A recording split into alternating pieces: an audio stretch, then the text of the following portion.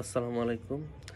Saudi আরব যারা যেতে ইচ্ছুক কিন্তু সৌদি সরকার বাধ্যতামূলক তাকামুল যেটাকে বলে প্রফেশনাল স্কিল টেস্ট এটা বাধ্যতামূলক করেছে। সো সেই টেস্টটা দেওয়ার জন্য বাধ্যতামূলক। তো অনেকে এটা নিয়ে টেনশন।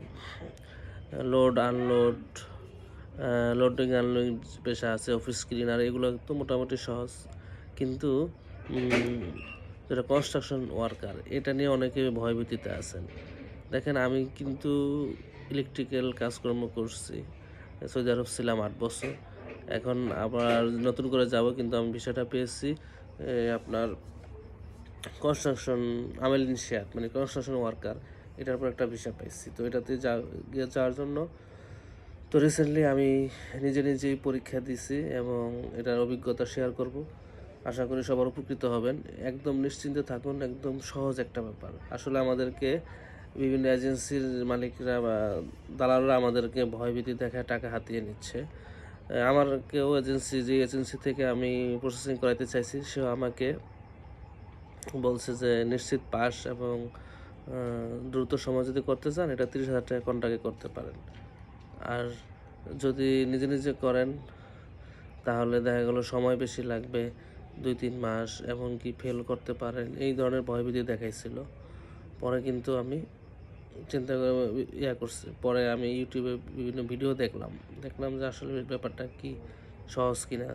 তো এরকমই ভিডিও দেখলাম যে কী ধরনের কোশ্চেন হইতে পারে, প্র্যাকটিক্যাল কি হইতে পারে, তারপরে এই কম্পিউটার পরীক্ষাটা কতটুকু কঠিন বা কি, এইগুলো দেখার পরে আমি ডিসিশন নিলাম যে নিজেই ট্রাই করব। তো সেটাই করছি। একদম ইজি একটা ব্যাপার। আর দালালের ব্যাপারটা আমি বলে দিই, আসলে কন্ট্রাক্ট বলতে কিছু নাই। কন্ট্রাক্ট যে আপনাকে করবে, এটা আপনার রেজিস্ট্রেশন করার জন্য, পরীক্ষা দেওয়ার জন্য টাকা লাগে $7,000 করে, $50, যেটা প্রায় 6,150 টাকা হয়। কম্পিউটার দোকান থেকে এটা কাজ করে নিলে এটা ওরা কিছু টাকা নেয়, 500-700 টাকা। তো 7,000 টাকা আপনি রেজিস্ট্রেশন করতে পারবেন। করলে 7,000 টাকা খরচ প্রথম পরীক্ষার জন্য। তো এজেন্সিওয়ালারা কী করে, ওরা আপনার কাছে 30,000 টাকা নিল, 4 বার পরীক্ষা দেওয়ার টাকা ওরা আপনার কাছ থেকে প্রথমে একবার নিয়ে নিল। এতে কি হয়, আপনাকে প্রথমবার পরীক্ষা দিতে ওরা কেন্দ্রে পাঠাবে। কোনো রকম যদি পাশ করে ফেলেন তাহলে তো ওদের সমস্ত টাকাই লাভ, পুরোটাই 7,000 বাদে। আর যদি ফেল করেন তো আপনাকে আবার অন্য কোনো কেন্দ্রে বা অন্য কোনো আবার পরীক্ষার জন্য পাঠাবে। এরকম 2-3 বার